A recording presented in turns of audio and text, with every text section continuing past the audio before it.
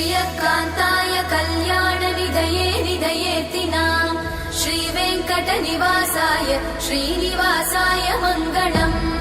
लक्ष्मी सविभ्रमालोक सुभ्रूविभ्रमचक्षुषे चक्षुषे सर्वलोकानां वेङ्कटेशाय मङ्गलम् श्रीवेङ्कटाद्रिशृङ्गाग्रमङ्गलाभरणाङ्गये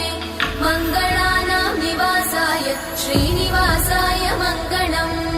सर्वावयव सौन्दर्य सम्पदा सर्वचेतसां सदा सम्मोहनायास्तु वेङ्कटेशाय मङ्गलम् नित्याय निरवध्याय सत्यानन्दचिदात्मने सर्वान्तरात्मने श्रीमद् वेङ्कटेशाय मङ्गलम् स्वतः सर्वविदे सर्वशक्तये सर्वशेषिने सुलभाय सुशीलाय वेङ्कटेशाय मङ्गलम्।